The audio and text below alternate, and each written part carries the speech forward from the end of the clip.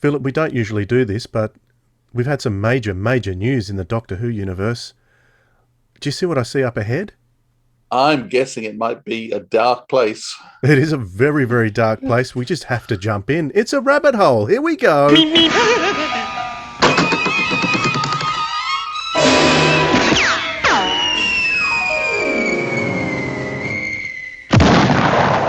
Okay, so Philip, the announcement that we woke up to today was. No, I didn't. I didn't wake up to it. I was up late when it came out, and I was up for several hours after it came up because it came out. So Oh, so you. what did you wake up to, Dwayne?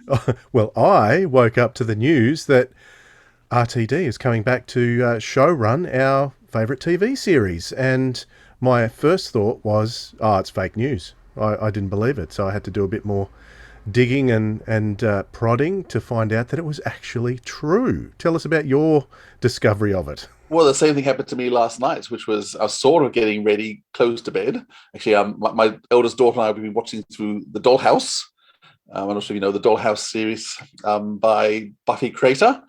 And so we were watching very late episodes, doing a bit of a binge there. And my son came out to me with the news that Russell T Davies was taking over. I didn't believe it. I thought it must be fake news. And I did some searching, and it was on the official BBC website. And I was very excited. And so I spent the next hour or two starting to tweet away and watch the tweets and see what was happening. So I went to bed in a very happy mood last night. I bet you did. Yeah. So how are you feeling about it all? What was your first emotional feelings? My first thought was excellent. Very happy about that because Russell T Davies was very different to the other showrunners that we've had, including Moffat, because Russell T Davies has been able to connect with the general audience more than anyone else ever, I think, in the history of the show. Probably the only one who has connected with the general audience so much has been probably JNT. But that was during a time when Doctor Who wasn't so popular in the 80s, but RTD sort of shot it through to mega awareness, and it was very cool to be a fan of Doctor Who once again when RTD took over. So I was very happy about that. As far as, because obviously we talk about audio and that's our main focus on the podcast, it got me reflecting on the fact that earlier in the year when we spoke to Gary Russell, he did mention during his interview that, well, I was talking with Gary about the fact that when the new series was announced under RTD in the first place, I was in a bit of a panic because I thought maybe this means the end of Big Finish. And Gary told us during that interview that it was actually Russell that insisted to the BBC that Big Finish keep going. So we have him to thank for what we love on the side. It's not really a sideline to us, it's more of a main thing, but for people in general, Big Finish has been going this long because of RTD as well. So one of my concerns recently has been, with it's obvious that the popularity of Doctor Who has declined, not just in fandom, but I think across the board in general awareness. It is definitely nowhere near what it was under RTD. And so I was starting to get a little bit concerned and think, well, if the BBC gets sick of it, is there going to be someone in the BBC like Michael Grade who says, okay, we've had enough of it, we're not going to do licenses anymore, and they suddenly pull the pin on Big Finish and their ability to make Doctor Who for us the way we've enjoyed it over the last 20 years. I've been concerned about that. And that was probably the big thing for me. It was when I heard RTD was coming back, I thought, excellent. That means he's going to be a huge supporter for Big Finish as well. So whatever happens with the TV show, I felt a little bit better about the future of Big Finish Doctor Who too. Yeah, it definitely guarantees the license for Big Finish for many more years. I think they had it extended by, I think, 3 years was the last time. So they still had a license for another couple of years to go. Hmm. But with Russell coming in to take over in what is 2023, Yep. so it's still 2 years away. So I mean, we're getting excited about something that's 2 years away, but it was like this when we first knew the show was coming back. So that guarantees, once he gets in, he'll be in for, we know for the special, for the 60th anniversary special, we know he'll be in for at least a series after that. So, Big Finish has its license, pretty well guaranteed. And I'm no doubt they'll apply for another 3, 4, 5 year license during that time. So Big Finish is pretty safe to go for a long time. And also, it also means that the BBC will also, no doubt, keep handing on other properties to them. So Yeah, at the moment, I don't think they've got the license to use anything after Jodie, so from Jodie on. But no doubt that will actually open up the license later on. I think Russell will make sure the BBC lets them have hold of anything they might want. So that means we can actually be seeing further stories that way along as well. I also feel, well, I've also seen some comments on social media being a little bit skeptical too about the political agendas that entertainment in general has seemed to wanted to, or the paths that entertainment in general has wanted to go down in terms of their political agenda, and worried that yeah, RTD seems to be on their side, and it doesn't necessarily mean just because he's coming on that that's going to change. But I don't think that really matters, because I think for me, RTD's ability as a writer, forget the fact he's just showrunner, but just as a writer, is that he can pull in people of a general audience, and have them sort of transfixed to the screen.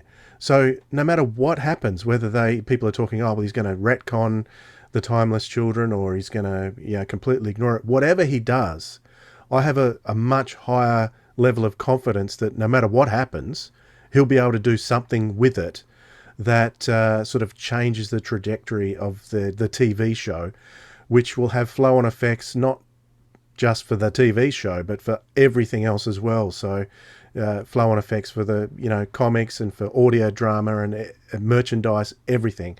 I think he has the ability to do that because it's the general audience that has always made Doctor Who popular. Look at the 70s. That was the golden age of the classic era. It was, because Doctor Who struggled in the 60s, towards the end of the 60s, don't forget. It was the general audience tuning in during the 70s that kept Doctor Who alive. Yep. And it's still the same. It's the general audience that's going to keep Doctor Who alive today, which has positive benefits for people like us who tap into those other strands of storytelling like Big Finish. So, I'm a lot more confident now that everything's going to be okay. I think it shows the BBC actually does care about Doctor Who. Uh, there's been a lot of discussion in terms of they've stopped caring, which certainly felt, in one sense, it felt like they'd done it during the Sylvester McCoy era, which actually gave the producers and the creatives a lot more freedom. Is I think why Sylvester's last two seasons are so good, because the BBC just wasn't watching and didn't care. But this actually does show that the BBC does care about the property. I'd love to know how it came about. I do wonder whether the BBC reached out to the father of the new series, because I think we could say Russell T is the father, the rebirth of the show. So, we talk about Verity being the mother of the show originally. I think Russell is very much, he set the standard for what to expect. Yeah. And the reshape of the show, because the show did come back very reshaped from. He could have tried to copy and clone the original Doctor Who, which in some ways he did with the Sarah Jane Adventures. They were the 25 minutes series, the family orientated, a lot of fun. So we got Doctor Who in the classic style back with Sarah Jane, but he remodeled the new show in a 45 minutes format, no cliffhangers. I mean, the cliffhangers, the teaser. He gave us modern doctors out of costume, theoretically. So he brought a lot of stuff and recreated. So I think we could call him the father of the show. I'd love to know, did the BBC come to him and say, ratings are dropping, we don't know what to do next, will you come back? Or whether he went and said, this is a show I love, it needs a bit of help, I'm going to come back to it now. Whether he offered. Yeah. Or whether he offered. So I don't know whether I'd love to know, and I'm not sure we'll ever find out. Also thinking about the new arrangement too, because this is now a co-production between not just BBC Drama, but BBC Studios, which is a different area of the BBC, and Bad Wolf Productions, which is headed by Jane Tranter, don't forget, and Julie Gardner. So Julie Gardner being, I think, one of the often unsung heroes of the revival.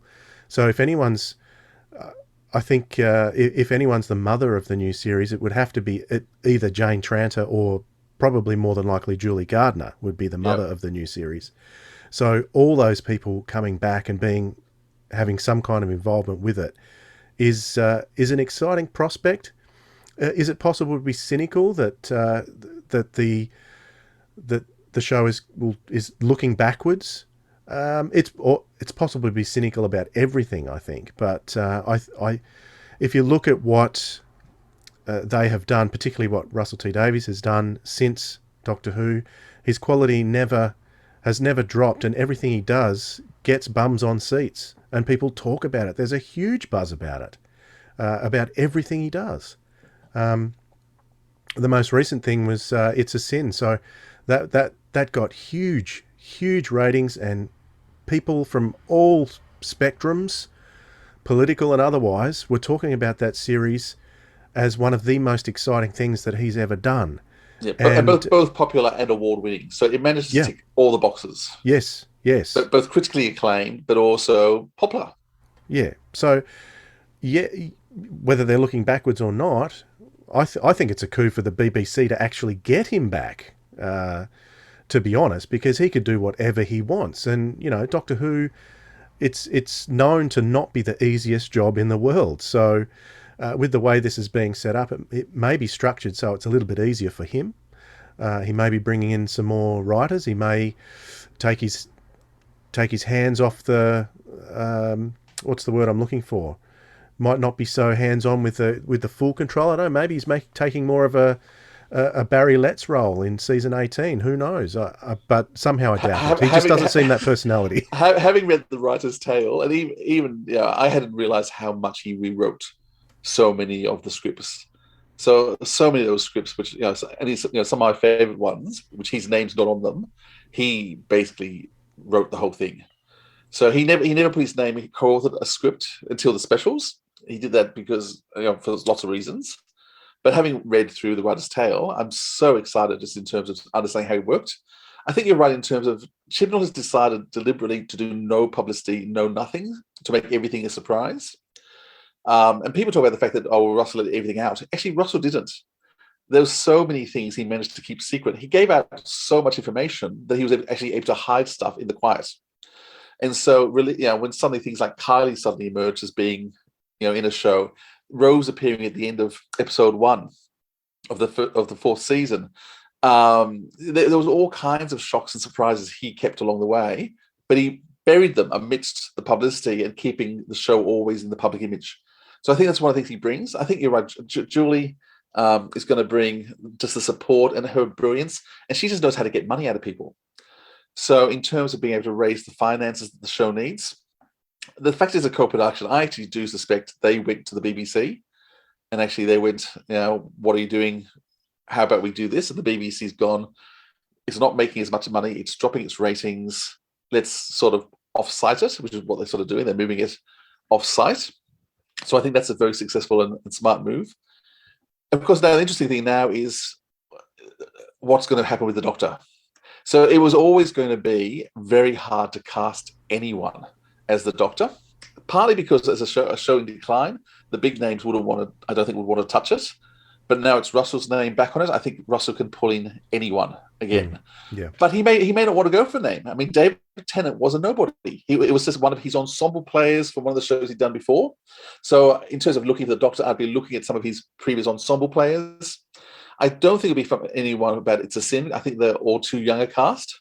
So is it Time After Time and Time would be sort of... So my pick at the moment would be someone like Russell Tovey, who I know Russell loves working with, who's one of his players in several of his shows. I think would be a magnificent Doctor. I think it was going to be very controversial in terms of what you do in terms of... Because we gender changed the Doctor last time with Jodie, the question was always going to be, everything's going to be political. Do you do another female? If you don't do another female, are you saying you've rejected that it was a failed thing? Do you go for someone of color? What do you do in terms of the Doctor next? In terms of what would some part of the public expect? I think the fact that Russell is back, I think Russell has a free hand now, and he'll get away with, if he wants to go back to a white male, he'll get away with going back to a white male. But if he wants to stay and do another woman, if he wants to go color, I think whatever he wants to do, he has a power about him and a personality about him that people are going to accept. So, in fact, he has the ability as a storyteller. Yeah. But so it doesn't. So I don't really care who he casts as the Doctor, because I have a lot of confidence in him as a storyteller, and that's what's important about Doctor Who. And I have no doubt that he'll be able that he'll be able to rally the stories to suit whoever is cast. Yeah. Well, I suspect he already knows who he's casting. I Yeah. wouldn't be surprised. We won't hear for a while, but I have no doubt. I mean, the fact they're filming the last season now. I mean, I guess they've left it open. The regeneration. I'm not sure it's been filmed yet. It probably has been filmed. They've possibly left it open in terms of inserting the actor. But yeah, he knows it. He knows who it is. We don't know yet, but that's gonna be announced pretty soon. Do you think so? After the six. I think so. I think we'll probably hear who it is after the 6 episodes. I think before they release the 3 specials, I think we'll know who is coming. But I think they'll probably wait till after the 6. Whenever we don't know when that's starting now. So that brings us to the 60th anniversary. That's going to be the first episode that he show runs in this second run of his. So what do you think is going to happen, and what do you want for a 60th? It's interesting. I think actually, it's in some ways it's the worst time for him to start, because 60th, the expectation will be a looking back, and so he's going to want to take the show forward. And so his first series, and however long that's going to be, I mean, the current one of 6 is depressing. I'm hoping he'll manage to get it back up to 10, 12, or 13, which I think is more than likely is what he'll try and do. So I think his first complete series will be the step forward. I think the 60th in some ways has to be a celebration of what's gone past. So I would almost be surprised. I'm not sure we'll even see a new Doctor in the 60th. I mean, I think he could get away with not doing a new Doctor and just using past Doctors, Okay. and telling a tale of past Doctors, which I think could be a lot of fun. And he's got plenty to work with. And once again, the classic Doctors may all be too old. We do know they can de-age people now. If they can do it with ABBA, they can do it with the Doctors.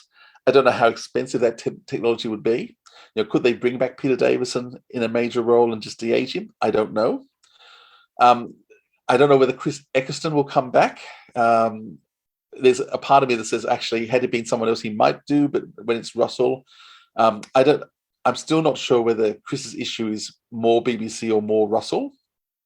Certainly, he didn't want to return to the Doctor, but with Big Finish, he's made a triumphant return.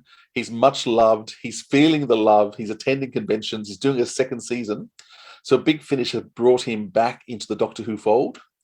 And the fact that it's not a BBC direct production, if the issue is not Russell, we could see Chris come back. And to have Chris come back would be amazing. You've still got Paul McGann, who I would still love to see come back, and Russell appreciates him as an actor. We've got David there. I think we'd get Matt back. I think Peter would come back. The question would be whether or not Jodie would come back for that special. But I think anything's on the cards now with Russell. He's such a name. He's the only thing the possible only thing not on the cards is Chris, because Chris had such a hard work first season. And I appreciate it was awful for everyone in terms of they had no idea how to make the show. And reading through the writer's tale, at the end of the first day, they were a week behind filming, which is hard to believe. But that's how they had no concept. They thought they could actually do 3 locations in the first day. It's like a normal drama. That's how many pages they could get through, and they couldn't even get through one scene in the first day. Yeah. And poor Chris, who's very much a professional, a very methodical, very much, this is how we plan things out, felt he was working with a crew of people who didn't have a clue what they were doing. But that being said, he might be turned now. You never know. What are you hoping? What are you hoping for the 60th? Oh, my initial thought was, I'm a huge fan of Zagreus, to be honest. Right. A lot of people don't like Zagreus, which was a very unusually done anniversary story. It was something that's never been done before or since, I venture to say, in terms of an anniversary special anyway. So I would be happy with something very experimental when it comes to a celebratory story, but I don't think that'll happen because it's too much of a fanny thing to do. Yeah. So it would have to be something... You could bring the classic Doctors back that way in other parts easily, couldn't you? Yeah, you could. You could actually.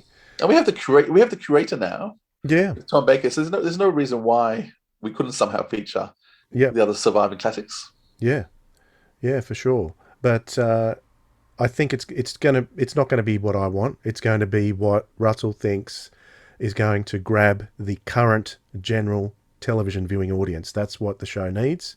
Yeah. And I'm a fan, so I'm not qualified to say what a general audience needs. I can only speculate on what I want. But I just know that in most cases I was very happy with everything that RTD delivered. So I'm happy at this stage, very happy, and most of all, I'm happy for Big Finish and other licensees who are going to have more. I think they're going to be feeling a lot more secure with their license holdings and the stories that they may have planned years in advance. That they're still going to be able to keep producing those for some time to come. You know what? This has given me an excitement about the end of Jodie as well, in terms of I was feeling a bit ho-hum about what was coming. But I'm actually thinking now, well, we know what's coming after Jodie. I think I can actually sit back now and enjoy Jodie's last season better. Okay. And knowing it's in good hands down the track, I think I feel much more like I can sit back, I can relax, because I know the future is solid. So that's rather than being nervous in terms of is this season going to flop? Are more people just going to leave the show? I think because we know what's coming, I think more people will actually tune in. I think hopefully the audience numbers will grow slightly. And there's always a fondness when you know someone's leaving towards them. No, not glad to be rid of her, but just in terms of, I think we'll be able to relax a bit more and hopefully just be able to relax, enjoy the end of the Jodie Chibnall era, knowing the show is safe and secure, that the numbers really don't matter. Yeah, so we don't have to worry about is the whole show going to tank now, etc., because we know it's coming back, we know it's in strong hands, and I think that's going to give us a lot more freedom to enjoy what we have. Yeah, I was certainly concerned that well, I don't think I was concerned, but I was kind of had in my mind that the show was definitely going to be rested. There were rumours out there that was going to happen. Not that I listened to rumours, but I certainly felt that probably could do with a rest. And in some ways, with the sparsity of episodes between now and 2023, November 2023, it is going to get a bit of a rest, particularly from the public perception. So the public's going to get a good break from Doctor Who, and when it comes back, I think on telly, it's going to be back with a bang. Yeah, but the licensees would be so excited. The merchandise people, the figurines, Big Finish. Let's face it, this is good news for everyone and good news for the show for at least another 5 years. Yeah. So anyone who wants to hear some new Russell T Davies before that, of course, in is it probably a few months, maybe 6 months? I can't remember exactly when it's going to be released. I think it's in the first quarter of next year. The Minds of the Hodiak, I think Russell T Davies' script is called. That's a story that he wrote in the mid-'80s for the Sixth Doctor and Mel, was it? Yeah, so Mind of the Hodiak stars the Sixth Doctor and Mel. So that should be quite interesting. See what Russell was doing back in the 80s. But that's probably going to boost sales of that one too, this current news. No doubt, yeah. So that's coming out in March next year. So it's not too far away. That's right. There's also his audiobook Dark Season, which is... Oh, yes, I forgot about that. Yeah. Yep, so that's coming out in November this year. Right. So that's about to come out.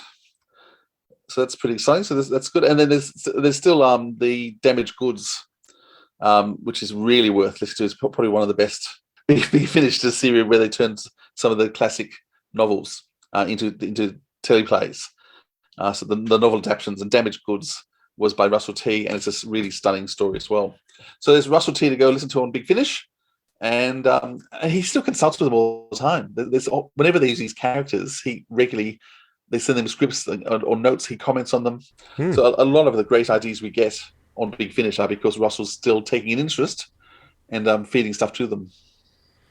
All right, so I hope you enjoyed that little diverting bonus episode from the Sirens of Audio, but everyone else is talking about it, so we want to have a turn too. Yes, we do.